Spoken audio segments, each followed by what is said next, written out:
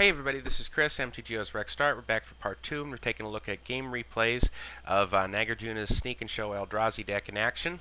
Let's get right started. We've got game 1 against Jappa's Apes deck, and Jappa is using the liquid metal coating to combo with the many apes that interact to destroy artifacts, including the Gorilla Shaman, also known as the Mox Monkey, and Uktabi Orangutan, also known as the Sex Monkeys. If you look at the background of Uktabi Orangutan, you'll know why it is called that. And Jappa leads on a Divining Top, and Nagarjuna's got a hand here that just needs to get some mana. It's got some Eldrazi, and it's got a sneak attack, but he's going to need to find some mana. Or a Show and Tell to try to get it earlier, but there's a Show and Tell. So he goes ahead and ponders here, and then he manages to find a Eldrazi, an Emrakul off of the shuffle, which was very fortunate. So now he's just going to go for it with Show and Tell into Emrakul. And here you're going to see an interesting... Jappa plays this Gorilla Chieftain. Now he has the Sex Monkeys in his hand next turn. I don't know if he had them here. If he had them here, he could have played it and taken care of this Emrakul right away. But here he makes a rather strange play that basically just keeps him from trying to get back into the game. We don't know if Nagarjuna is going to get to another land or anything here in the near term or not. Right now you can see, if you're Jappa, that he's at 3 lands and you don't know what else is in his hand. You know, your only chance here is to take care of the Emrakul, and all I can imagine is that maybe Jappa doesn't realize that you can liquid metal coating the Emrakul, because it only has protection from colored spells. It isn't indestructible. So you liquid metal coating the Emrakul, and then Uktabi Orangutan comes down, and then his Enter the Battlefield ability is not a spell, it's an ability, so it can blow up Emrakul the same way that you can O-ring an Emrakul back in the day, if you remember doing that in Standard a few years ago. So I don't know if he just missed that play, that he could have blown up this Emrakul. Again, there's a lot of Eldrazi in his hand. He's got a sneak attack. If he gets another mana down here, Nagarjuna is still probably winning this game, but it's something you need to remember about Emrakul, is that he's not like that totally invincible. So anyways, he blows up a land here, and then Emrakul just comes in and butchers Jappa, and he realizes the game's over there. So that one was over very quick, and that's going to be the recurring theme with these replays. And here you're going to see a game against ML Berlin, and he keeps a hand with a sneak attack, couple of Eldrazi's, and an Ancient Tomb, some fetches. And now Nagarjuna is going to take a lot of damage off his lands with this deck, and you are going to see that come very close to costing him against Romulos later on in the replays. Alright, so Seething Song for sneak attack gives him 5 mana, 4 to cast sneak attack, and 1 to activate it, and so he's going to go ahead and do the It That Betrays. So turn 2, already just demolishing it. ML Berlin's not even really in the game here.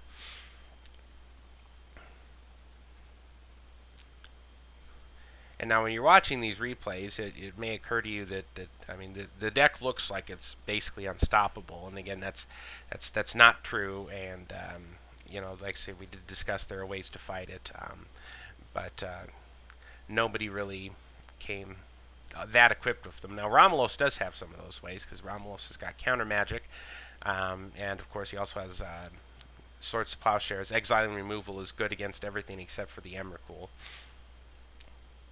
And here we're going to see we've got a Through the Breach, Ancient Tomb. So his thinking here is he gets to 5 next turn and could Through the Breach. But I believe we are going to see him play around a Daze and opt not to go for Through the Breach next turn. He's assuming Romulos has Daze or possibly a Spell Pierce or something if this mana held up. And he waits on it. Romulos will waste the Ancient Tomb. Nagarjuna does have another. The problem here is that Romulos does not have enough pressure down, and you know, obviously, again, if something like Aether Vial were legal in the format that allowed these kinds of sliver decks to be more explosive, they'd certainly be a lot more powerful in these kind of matchups, like against combo. But unfortunately, Romulos can only do so much here to put down enough pressure, and he's got to hope that that he has enough counter magic, and/or that that Emrakul isn't the threat, so that he can Swords Head. So, anyways, here we're at 6 mana, and so now he can Through the Breach with enough mana to pay for days. Romulos does not have Force of Will, and Emrakul will come in, and that will end the game. So let's take a look at. He sent in another replay against Romulos, and Romulos is on the usual counter slivers deck that I've played, that he's played. Again, the one that with Force of Wills and Dazes, so at least it does have some game here.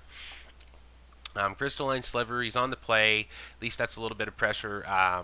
Now, Romulos makes an interesting decision. This Seething Song is going to get dazed, and if he's going Seething Song into Through the Breach, then dazing the Through the Breach is the better play. But Romulos can't know that he isn't going Seething Song into Sneak Attack and then activate. He can daze it anyways to make sure that he can't pay the activate until next turn. But unless he's got like a Wasteland to take out the red, which that's not that reliable. I mean, how long is he going to hold this off? So I mean, basically, unless he has like a Harmonic Sliver in hand or something like that, there's very, this is probably the right play to go ahead and daze that Seething Song. He can't take the risk that it's Sneak Attack, which of course it probably would have been. So. Alright, Crystal and Sliver coming down. Now we're at 4 mana. And he's going to wait. Once again, playing around days here. Now, do keep in mind all these fetch lands, the Ancient Tomb, as I said earlier, he's taking a lot of damage from these lands. And Romulos does have a little bit of actual pressure down here this game. There's another fetch land. He goes down to 12, and now you're going to see here he does 2 tomb activations, goes all the way down to 8 to cast this Through the Breach. Now, if it's anything other than Emrakul, Romulos can probably Swords to Plowshare it. He doesn't have the Force, but unfortunately it is Emrakul, and so it's going to wipe his board.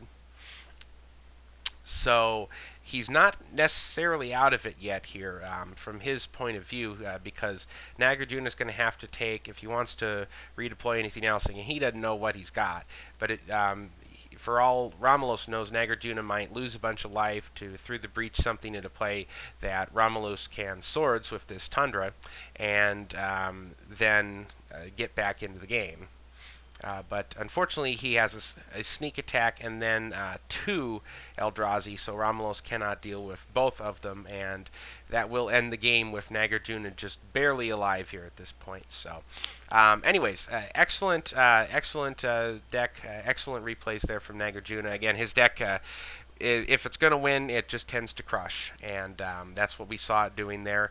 But again, you just keep in mind that those things aren't invincible, that there are ways to fight that deck. It's kind of a glass cannon if you can, if you have a faster combo, or if you have the right kind of removal, when you need it, or you have the Force of Will or the Spell Pierce or whatever it is to take out, you can stop that deck. But it is very powerful, and when it wins, it tends to just have these demoralizing, crushing victories against opponents who feel like they were never really in the game. And that's kind of the feel-bad moment of the deck. But anyways, congrats to Nagarjuna on a good finish. In Part 3, we're going to take a look at Slug 360's deck, and then take a look at some of his replays. So join me then.